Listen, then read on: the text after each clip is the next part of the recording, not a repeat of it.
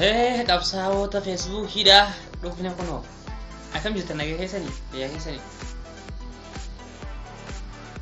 akkani narraan fiinee haddani deessa gaara saboontaan Oromootaa eenyu tokko si caalaa sirba hudhaan na guutee na keessa jalakkiisa an jalalaan na gubee onneetoo na oowwisa hatiyyee natti hoottu harkaan seerra gadhiisaa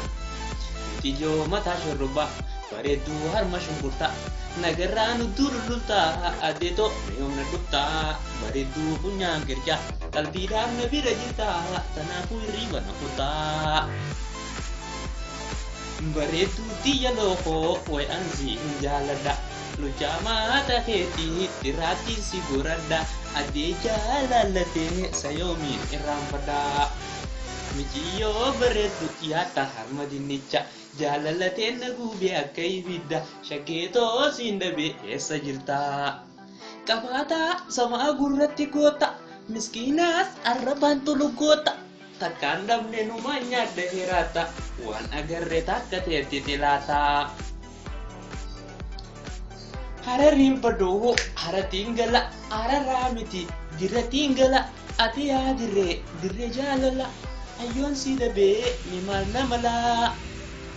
keen qarsaa dhaqee daatee gasasaa namuu waan facaasee muratee galfataa namni garaan beelaa mijiyyoo bareedduu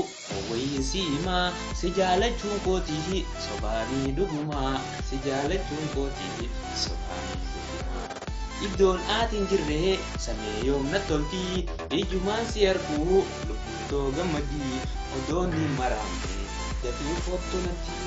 odoon ni maraamne dafii fortunatti Oromoo sabootota cufaa qawween sodaatinii gamni duubaa mufaa guyyaa tokkollee taatu